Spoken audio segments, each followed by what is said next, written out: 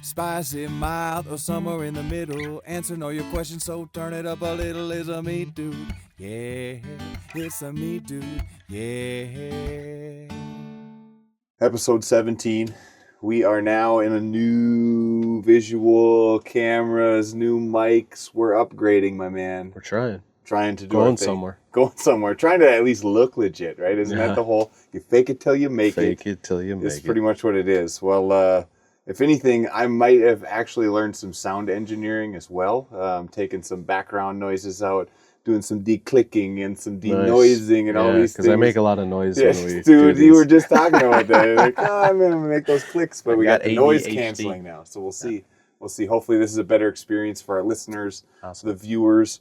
And then we're also taking it, we're really, really close to getting on all the platforms. So we're going to take not only our main visual will be still YouTube. Yep. We'll still promote on Facebook, but then the audio side of it, we are then going to go to Spotify, iHeartRadio, iTunes, try to get on all these platforms we possibly can to make it as easy for people to listen to us wherever they are, wherever they're going. And then they can shut their phones off and still listen to us. It's the biggest Right, complaints that I've heard from YouTube, people. yeah, like, right? It's why like, I doesn't don't it wanna play in sit the here. background? Yeah, YouTube does that because they got visuals, Yeah. so they got to get their paid in bills. So we're working for it. Yeah, we're working towards it. Trying to get that information out there. And today we have a guest that deals with getting information out all the time to people through the North Dakota Beef Commission. Yeah. So that's going to be really cool. But first up, you just took a massive trip with the family, Yellowstone. I don't know, massive is Meat dude does the Yellowstone. Yeah, we went to Yellowstone and the Tetons. Ah.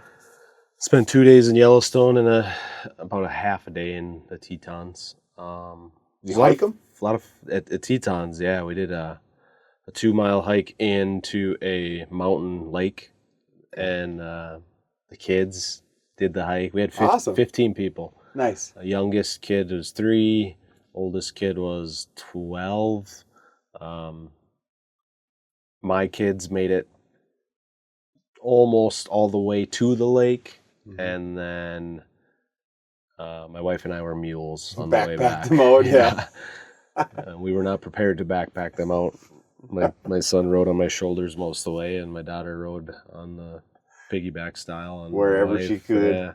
But it was awesome getting to that lake that's fed by the snow melting off the Teton Mountains, and the views were amazing, and the water is crystal clear. And I didn't bring my swimsuit, but a lot in our group did. We brought swimsuits for the kids. Yeah. So my kids swam in this freezing cold water. Awesome.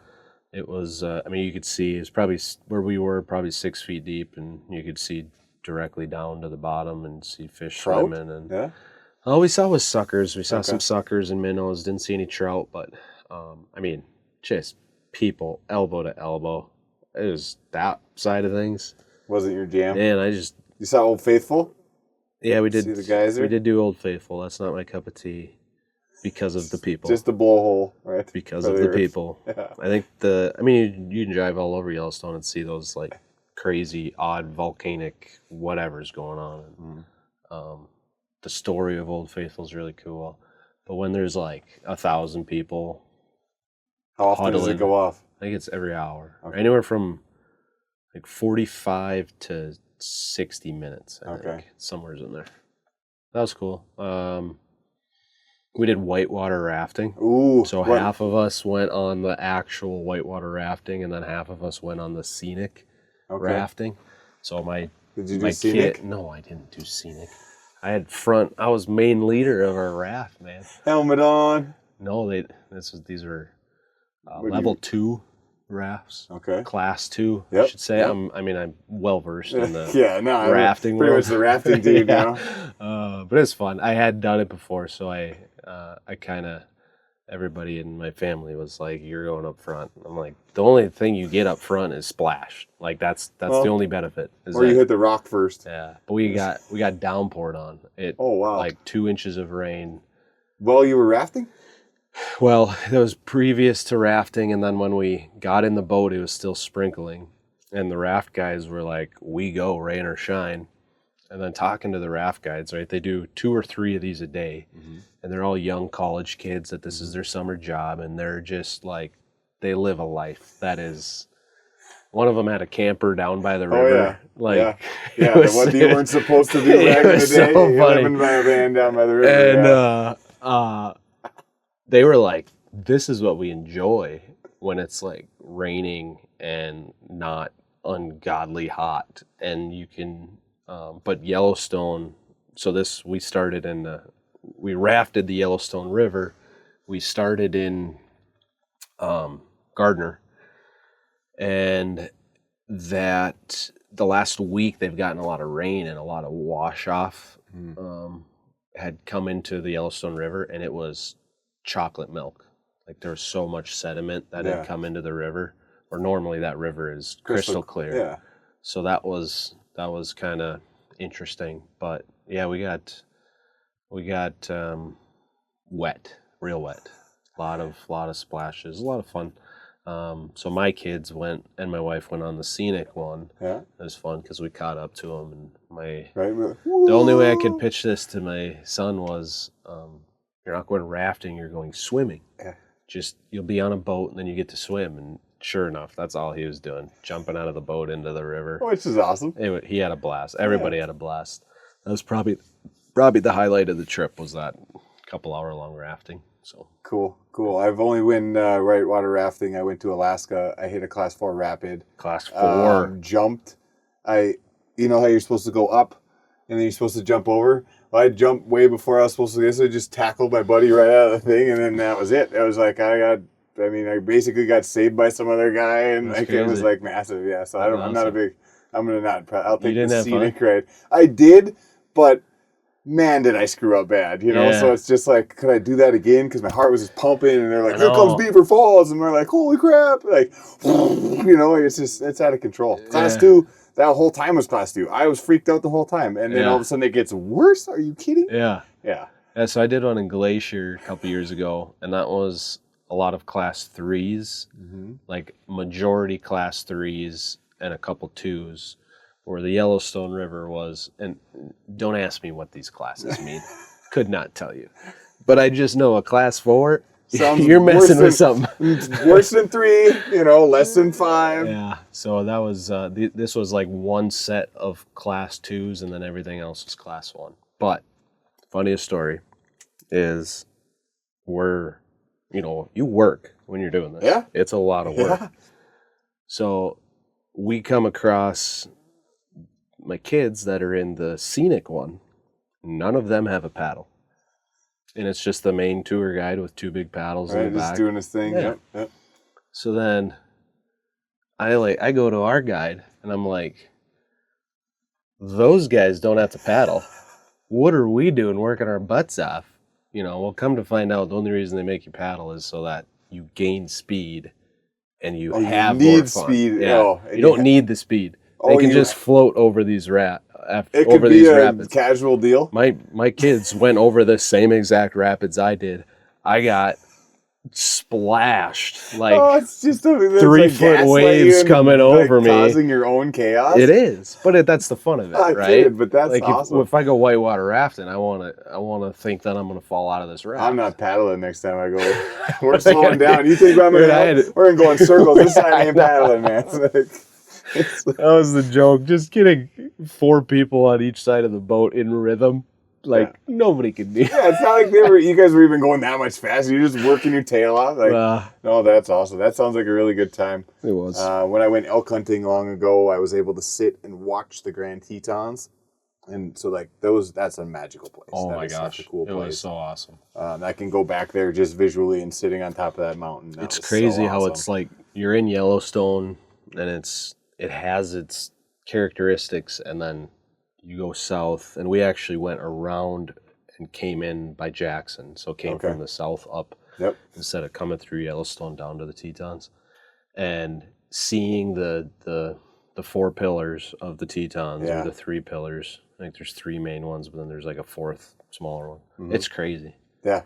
It's just There's a reason it's a national park. Yeah. Well, right from town, it would have been north 20 miles, 30 miles. That's the hill I was sitting on. Way up there. I was like green North of something. Jackson. That's where we were. That's where we had our tags. So that was pretty Yeah, there's some. It kind of goes Idaho, Wyoming. It kind of where we came in there's and this came awkward back. little strip that like goes into the national park. That's where we were. That was a good spot. That's cool. Pretty sweet There's place. supposedly a lot of moose and elk around, but I didn't see either. Yeah. So well, you I were didn't getting see. wet down the all rapids. I saw was buffalo at Yellowstone too, and I'm like, I can see this at home.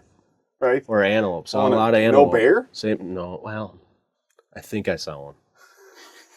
I'm going to tell people. I'm going to tell our listeners that I saw a grizzly bear. Okay. We came around the road. I mean, you've been to Yellowstone. You know what it's like. Somebody sees an animal.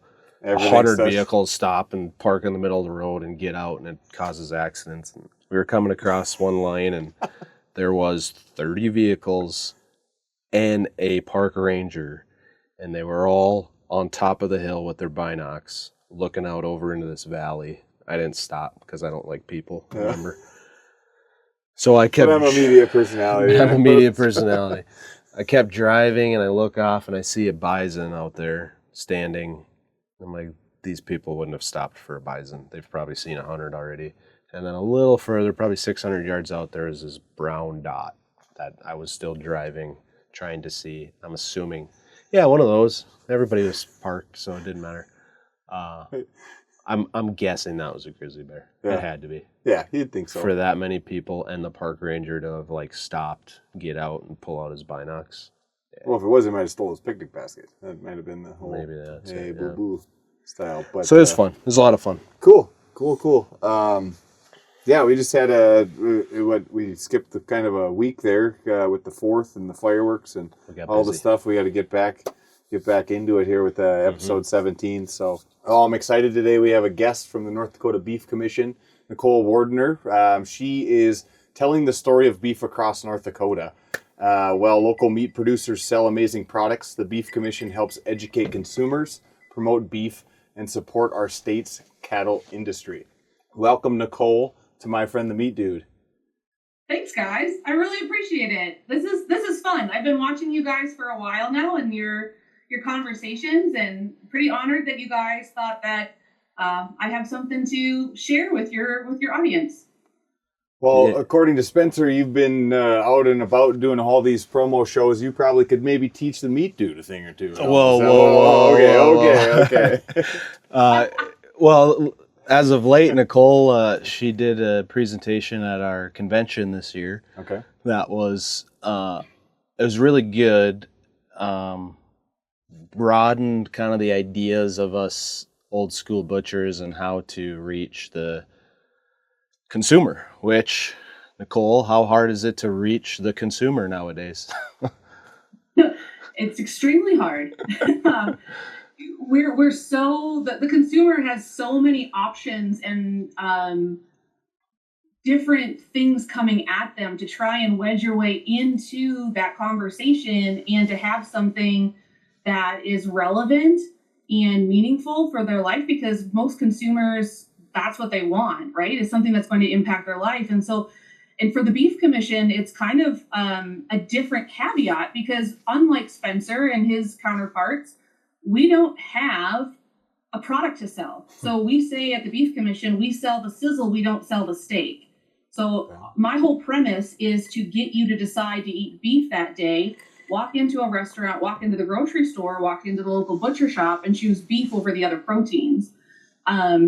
So you can eat any kind of beef. We have a product for you, but to get to that consumer, we're constantly doing research on what different generations want, what different economic levels or areas want. And so we're constantly trying to figure out what the key is to unlock that. It's really cool with the analytic part of it. That always interests me, like the different demographics. So it's obviously different for the 55 plus compared to the 18 to 30-year-old that maybe doesn't have money for the steak, but maybe still, burger's a great option or whatever. There's plenty of different ways to eat a cow. Yeah, actually, so that's the interesting thing, is that the Gen Zers, the 25-year-olds, I don't even know what a millennial is anymore. Is it like 30?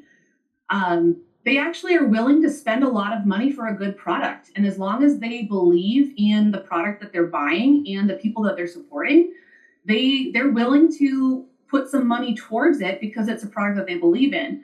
Now, the 55 plus, they're in that generation where their kids and their grandkids are coming back for holidays. So they're large spenders because they're the ones that are hosting family meals. And so they're willing to buy the big prime ribs or a lot of briskets or be a volume buyer at a premium price, right? What we're finding is that the 30 to 35-year-olds are the ones that have families, they're just starting, they're kind of moving through things. And so they're the ones that are really frugal or looking to have some value and some budget to kind of save on that whole grocery store list, to try and figure out where their protein fits in their diet. So it really is interesting. And the other thing too is depends on the area of the country. We do some advertising across the nation, and the Southeast really is the hardest part for us to get into as consumers because it's such a poultry demanded area, and it's just culturally that way. Poultry is culturally down there like beef is culturally in North Dakota. That's our main protein source. It's the main livestock that we raise up here. You don't have to look too far to find beef eaters up here. But it's interesting because a lot of our product from North Dakota is exported across state lines. And so there's a lot of people in the Southeast that are eating North Dakota beef. And so how do we get to those consumers to make sure that they still want that product?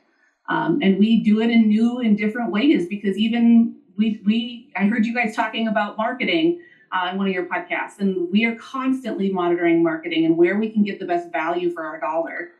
To try and get to the exact person that we want to get to. Yeah, and that's where I kind of wanted to lead this to is, so you're the state organization, and then there's the national brand, and, and you collect all this information and this data.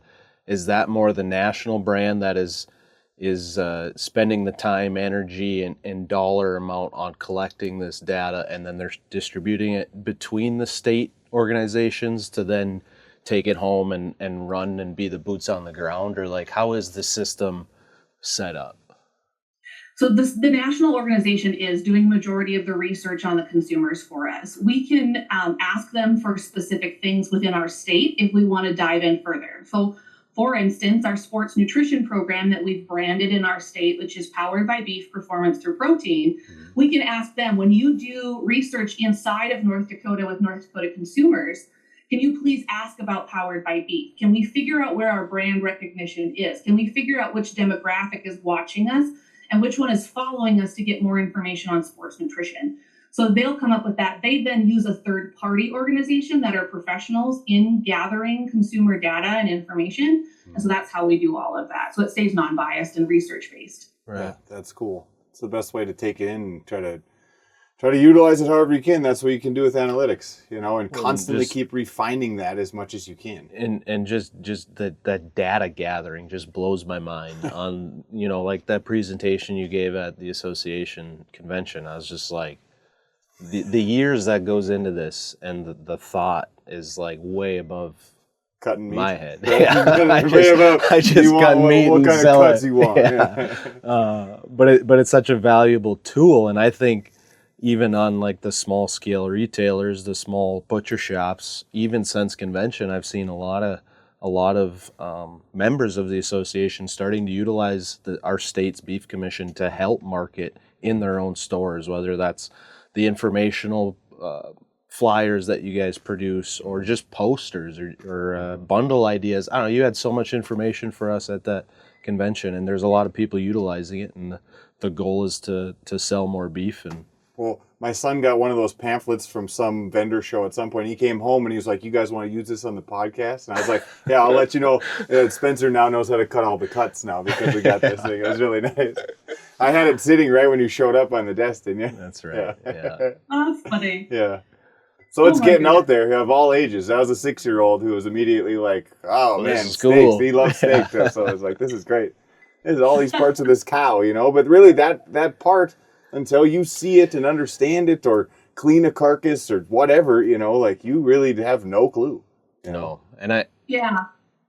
And we see that every day. And I deal with more producers just because they're the ones that invest into the program, into the checkoff, right?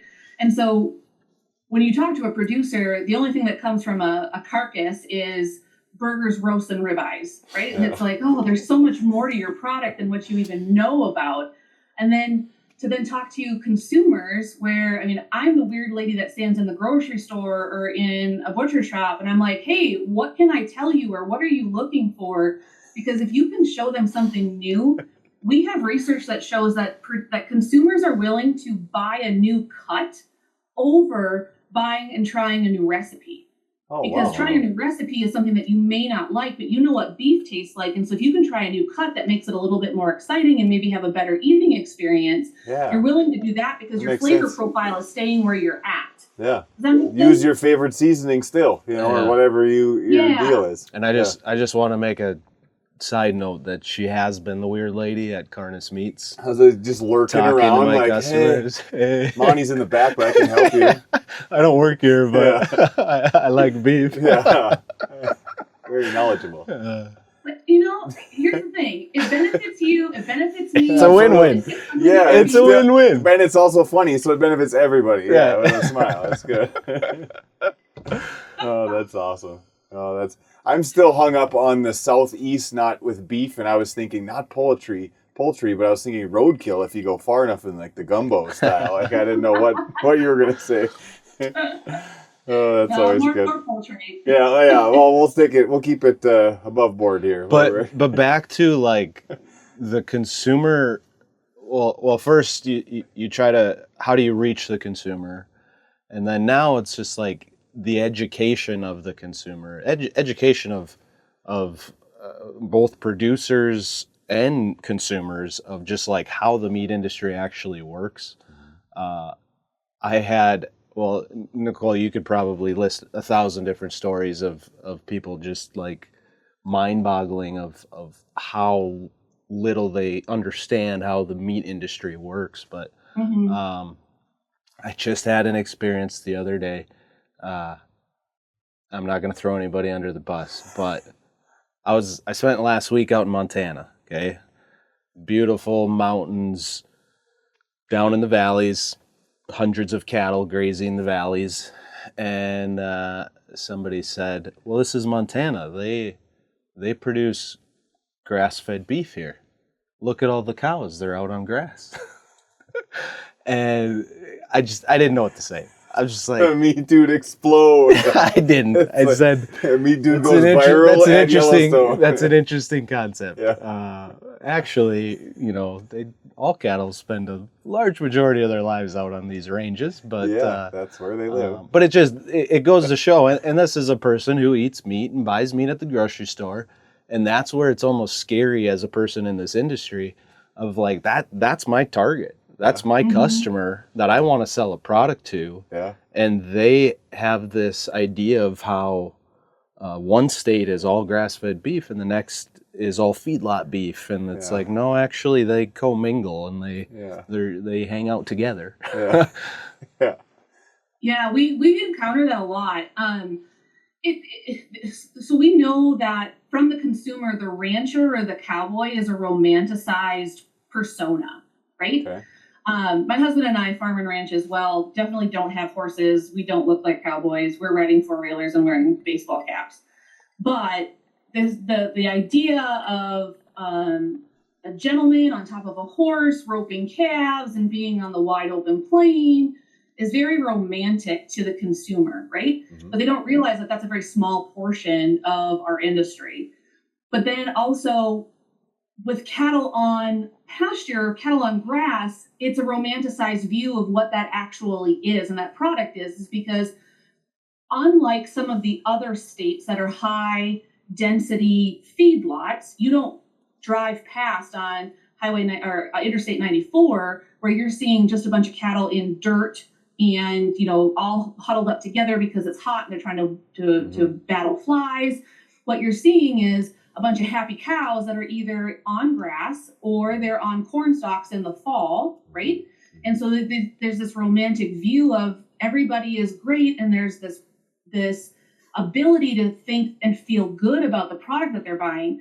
But the reality is that because they don't know about the industry, they fill in their own gaps. Yeah. Because they need to figure out how to connect A to D and they're willing to fill it in with story or whatever makes sense in their mind, just like the gentleman that you talked to, right? Like, these are all grass-fed cows. Well, yeah, you're right. 90% of cattle are grass-fed. Like, Yeah. because they have to. They're ruminants. Right. That's the main their source main of food. what they're right. But at the same time, that person also has been told that grain-fed beef or corn-fed beef is not a healthy product. And so we have some work to do with that consumer to let them know that it's statistically insignificant, the health benefit that you're going to get.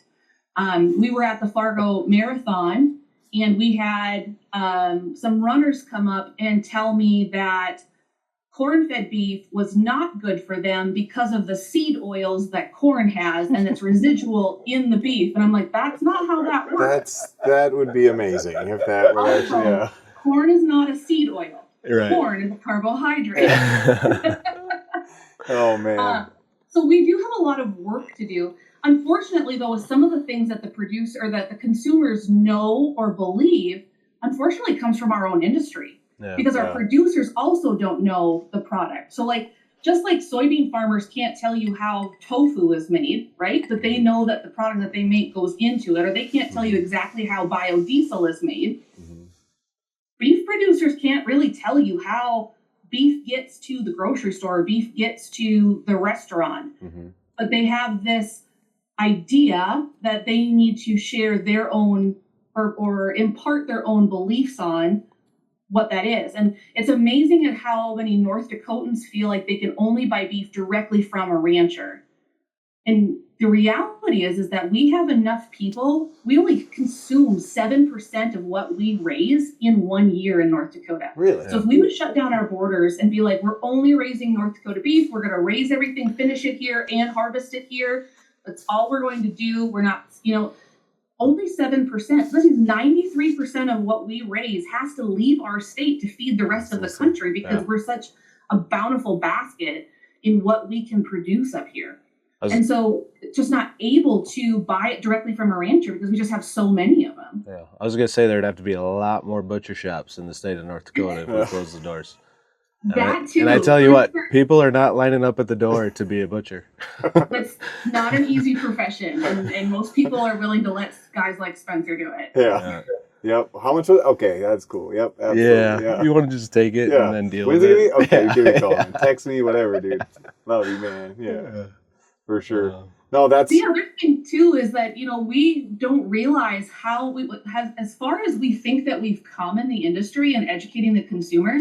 We were at Nurse Practitioners Association trying to reach the people that influence people, and the idea of hormones and antibiotics still in beef, like I thought we put that to bed 20 years ago, and we're still having that come up, and it's like there's just constant re-education of making sure that professionals who are influencing consumers are saying the right thing. Well, that's just it's the news and the marketing. Well, you can take that's really a what can it comes of down Pepsi and make it legally healthy with zero this and it's energizing and all this, and you can just market it however, just like the cow farts are ruining everything, like people believe that, and I don't get it. I have never figured that out. But and in the meat industry, I mean, and what's crazy is how much research there has been conducted because it's a major protein source. But then we could dive down the rabbit hole of the average person doesn't understand how research is conducted or what statistics They are. weren't very good at science. And I barely passed statistics in college, so don't ask me how to analyze data, right? And I was in grad school too. I had to do statistics way too many times, and I still can't explain it to you. He figured out what a F or a D was percentage-wise. I'm sure I figured that out pretty quick. But and you deal with that stuff every day. And luckily I don't, because I just kill them and cut them up and then ship them out consumers? The beef. I prefer the term harvest. Okay, I don't. He gets right after. He gets right after. That's that. It's not all hunky-dory in the combine. You're getting in there, right? Yeah. No, that's cool. You were mentioning some different events that you had coming up. It's really cool when you guys do different promo things. You said something about UND and some other things coming your way? Yeah, we have 6 universities across the state that are powered by beef universities, meaning that we're supporting them and they're willing to make sure that beef is the premier protein inside of their sports, kind of their athletic department. And the benefit of that is not only do we help them and find products for them and support them with kind of some marketing attached to it, we get opportunities to then influence the student athletes. And so to be there. And so we're going to be there this week to show student athletes and how to grill, because a lot of them just don't know how to cook. And so we get to have the chance and the opportunity to go in and be like, this is what a propane grill looks like. This is what a charcoal grill looks like. This is what a Blackstone grill looks like. These are the things that you need to know if you're going to invest in them, right? And then this is how you're going to cook the product so that you can have a healthy diet. So we're really excited about that. And while I'm of the generation where we all knew how to cook when we left for college, they're just learning to cook as they're leaving college. And so we want to make sure that we know, for example, 18 to 25-year-olds are creating their taste palettes. Like this is where they really prefer, like they build their preferences for different tastes and flavors of food. And so if we can get them to eat beef more often and include it in their diet, we know that they will be a forever beef lover and a forever beef eater. So if we can make sure that they are incorporating it as they're a performance athlete, that they have a higher likelihood of carrying that into and through their adulthood. That's cool. I like stuff like that. Hearing different things makes sense. It really does. I mean, it's the whole psychology of the whole deal and whatever it takes in. And that's when you become who you are. Why wouldn't you get your, taste palette? I do remember back in NDSU cooking steaks for the Bison football team, and Well, it had to be a lot. We learned pretty fast that we better bring a lot of A1 sauce, and we had to overcook these steaks, which hurt me. Yeah, I was gonna say they all just wanted well done steaks with a whole bunch of A1 sauce. Man. So I'm hoping you putting these Powered by Beef cooking demos on helps, as they're building their palate, helps them transition to a well cooked steak. Well, I will. The older generation, the way they cook is high heat. Right. Oh crap, get it off. So I think they were raised by eating it horrible, right? Yeah, maybe. And that's what I like still. Yeah. Not me, but that's what they still like. But here's the thing, though, too. And we had an event in June that was with social media influencers, because we also know that we have gone from in the 90s as consumers who whatever was on television and was advertised to us, that was the thing that we needed. All it needed was a commercial and we would buy it. We no longer are like that. We now are influenced by regular people. Like celebrities don't influence us, regular people do. And so if we can get and be real people in front of them, then we can change their minds. So we had an event where we had invited a social media influencer. She was a vegetarian. She was raised a vegetarian and only eaten beef 3 times in her life. Unbeknownst to us, I didn't even know it. And I've been following this gal for probably a good 3 or 4 years. I was watching her stories before she got to the event, and I'm like, this is either a sink or swim situation here. I don't know. Yeah, you're gonna get clicks, right? But at the same time, like she just kept saying, "Well, this is what everybody tells me I'm supposed to like, but I would prefer this one." And I had to get on my soapbox a little bit because, while Spencer probably likes a medium rare steak, am I correct? Rare steak. Rare. Yeah. That's great for Spencer's palate, but I want people to eat whatever is going to fulfill their taste palate, right? So if you think that's wrong, that's great, but I compare it to the wine growers or the grape growers, right? Okay. If they tell me that this is a 50-year-old aged bottle of wine and it's just delicious and la la la, but I just want the box wine that's a Moscato because I like sweet things and want something after, like, don't tell me what I'm supposed to like, right? Yeah, so if you want to eat it with ketchup or A1, go for it, because they're still buying the product and they're still eating it, right? So just eat for your palate. And so when she went home, she not only ate everything that we had that was medium to medium rare. We didn't cook anything over medium, which, oh my Lanta. She went home and she cooked steaks to medium rare for her and her kids 2 days later. And I'm like, what? We just won. We just took somebody who never cooked beef themselves, was raised a vegetarian, is raising meat-eating kids, And now she's willing to cook it on a charcoal grill in her backyard. Like, that's awesome. That was like winning the lottery. Yeah. Yeah, that was your goal. Like, that's your mission statement, right? Changing vegetarians one by one, right? I need a t-shirt that says that. Right? No, the food we eat eats your food, right? Yeah. That's the one. Yeah. Secondary vegetarian. Yeah, there you go. I like that. No, that's pretty cool. Well, we last March we threw an event, a pig tournament, where we played some basketball. Spencer wasn't able to make it, but that's totally fine. No, just giving him grief here. Did horrible scheduling. But... Horrible scheduling. Anyways, that was super fun because it was like a promotion of, we did Cloverdale Meats and we gave away prizes, and then we generated money for the local Dollars for Scholar chapter. And that was really, really fun to get out and like have people, move in and then like have meat the reward. And like, that's how awesome is that? That was really cool. I know we're talking beef and that's pig, but it's still the same concept of getting those kind of things out there, promoting those different events. So the Beef Commission has been a promoter of the barbecue boot camp, which we've had Eric Berg on. We've talked about barbecue boot camp a lot, which has been around for a long time. Beef Commission's been a part of it since barbecue boot camp started, and it's in line. Although there's more than just beef in the barbecue world, but that's the whole point, is getting people to understand the cooking methods and the flavor profiles that are involved with these meats. So it's the North Dakota State Fair right now. This coming Tuesday is one of my favorite events that I used to do when I worked at NDSU, and it is the Military Appreciation Feed at the State Fair, which, Nicole, you'll be there, right? I will be, yep. You want to tell us about that and how, that's been going on a long time as well. This is the 21st year that we've been doing military appreciation. It's it's probably one of our most gratifying, like if you want to talk about filling your cup type of a event that we do. It's in partnership with the Stockman's Association. They're the ones that run the event. We just help support it.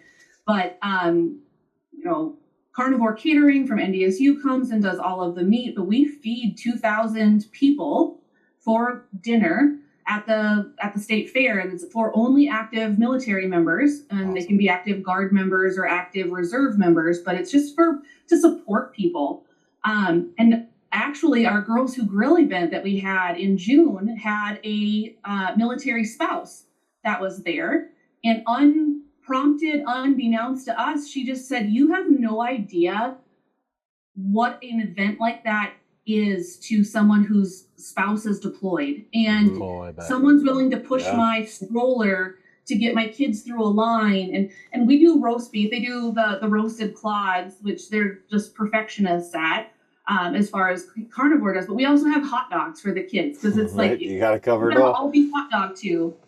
And so we want to make sure that we have the opportunity that they're going to have a good beef meal as they're at the fair, and just to say thank you for protecting us and for their service, and to be there doing the things that allow us to do what we do, which is raise beef. Yeah, I just remember we would fresh carve the clod. Still do. They still fresh carve it. So pull it out of a cooler hot. Right. Person walks down the line. It's a well-oiled machine. You're talking 2,000 people within 2 hours. You got to be well. All eaten, all done within 2 hours. Yeah. And I was always the guy at the table carving and filling plates, and it's a unique experience to serve that many people who are appreciative of what you're doing and that efficient and fast. It takes a team of 40, 50 people to put it on, but it was always a blast. Yeah, we were actually just had this at church on Sunday, serving the people that serve. That's really cool. That's a really cool event. That's what it's all about. Yeah, it really is gratifying, and the fact that we get to then have one-on-one, and they get to actually meet a rancher, because if you think about it, Minot Air Force Base is not made up of North Dakota people. No. Mm-mm. It's made up of people from all over the country, and so now we're talking a consumer base that's completely outside of what they know, right? And our ranchers then get to tell their story. Yeah. And so it's really gratifying, and they're so very thankful. The commander last year was there and just made sure that everybody appreciated what was going on. And it was just very much a two-way street where everybody was very full, just heartfelt by the time that we were all done. And so we're really looking forward to a great event again, and being able to give back. Awesome. Well, yeah, now it's just the next step for us in the Beef Commission. How can we get in on some of these events and start promoting? Because that's kind of was our whole deal. That's the education to the consumer, taking all the knowledge out of the meat dude's head, working with places like yourself. That's really the direction we want to go. So that'll be cool to see how we can build this and help you guys out and you help us, and we just kind of keep rolling down the road. That'd be awesome. Yeah, I mean, here's the thing. The meat dude is a personality and he's an influencer. And so we want to make sure. I'm something. So, there's a couple things. That's my wife. We'll leave it at that. We can partner where, his knowledge and his expertise is something that people grasp onto, then we all win, right? Because as long as we can get somebody to buy another steak or buy another pound of hamburger, that helps the producers that are raising the beef. Yeah. Oh, no. Very cool. Very cool. So, Nicole, what's one myth about beef you'd love to eliminate forever? Is there something that constantly pops up on you? That beef in a grocery store is not U.S. rancher raised beef. Oh, really? I would love to eliminate, because where do you think it comes from? Yeah. Like, it's not being raised at a factory. It's not being raised overseas. Like, that is our beef. It just comes back to us in a box because we had to send it to Nebraska, or we had to send it to Iowa, or we had to send it to Kansas. And by buying wherever you buy, and I don't care, right? Like, I don't care if it's from local butcher shops here in town. I don't care if it's directly from the rancher. I don't care if it's from a club store. I don't care if it is from the truck outside of the Holiday Inn. 20 the 20 for 20. Yeah, like that guy. That's the marketing stuff right there. We don't want to get into that. That's 25 awesome. steaks for $40 or whatever. I'm going to draw my line there, Nicole. I'm going to draw it there. But it's some rancher's beef. It is. Yeah, Absolutely. It just sliced her real thin. Yeah. You get what you pay for, like in everything. Like in everything. Right? Quality is everything. Still beef. That's funny. It's still beef, and some rancher raised it. Yeah. And so that would be the one thing that the myth that I would dispel is that I don't care where you buy it. There's meat science and the process that got the beef to where it is, which is why the flavor profile is different. Yeah. And once you understand that, then it just changes your whole mindset of, oh yeah, this is really good beef. Any topics you think we should cover on the show that might be helpful, since you're used to so many questions and so many different things? So we're always asking our viewers, but why not ask the guests, right? Yeah.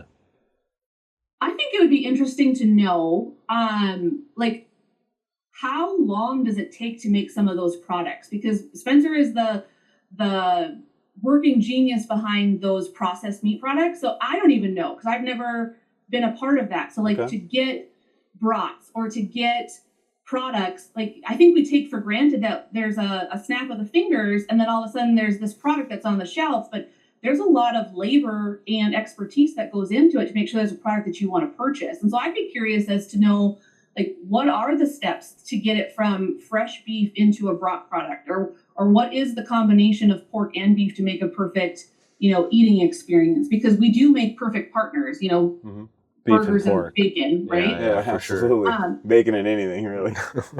Yeah, and then also like different flavor profiles too. Like, what are the seasonings that are preferred or that complement? Because there's a whole science behind that as well. Oh yeah.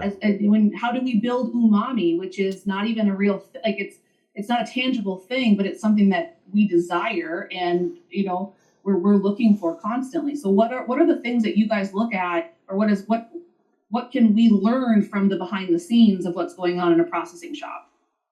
You know what they always say though, Nicole, is you don't want to know how the hot dog is made. Yeah, not the hot dog. I'm cool with like the other stuff.